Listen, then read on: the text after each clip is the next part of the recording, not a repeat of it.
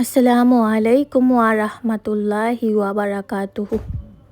স্বাগতম আপনাদেরকে আমাদের নতুন ইসলামিক সিরিজে ইসলাম শিক্ষা A to Z। এই সিরিজে আমরা একদম শূন্য লেভেল থেকে ধাপে ধাপে পুরো ইসলাম শিখব, কোরআন ও হাদিসের আলোকে খুব সহজ ভাষায়। অনেকেই ইসলাম পালন করি, কিন্তু ইসলামের মূল অর্থ ও গভীরতা আমরা জানি না। তাই আজ শুরু করছি একদম প্রথম লেসন দিয়ে, ইসলাম শব্দের অর্থ কী। ইসলাম শব্দটি এসেছে আরবি সালাম ধাতু থেকে।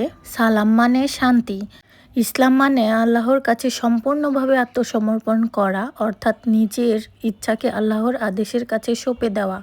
ইসলাম শুধু নামাজ, রোজা, হজ নয়, বরং জীবনের প্রতিটি ক্ষেত্রে আল্লাহর নির্দেশ মেনে চলা। আল্লাহ বলেন, নিশ্চয়ই আল্লাহর কাছে গ্রহণযোগ্য একমাত্র দিন হলো ইসলাম। সূরা আলে ইমরান আয়াত নাম্বার 19। ধরুন একজন রোগী ডাক্তারকে পুরোপুরি অনুসরণ করলে সে সুস্থ হয়।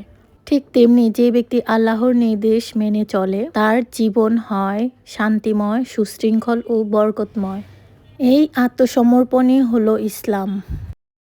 ইসলাম মানে আল্লাহর কাছে পূর্ণ আত্মসমর্পণ। ইসলাম মানে শান্তির জীবন ব্যবস্থা। ইসলাম মানে শুধু ইবাদত নয়, পূর্ণ জীবন বিধান।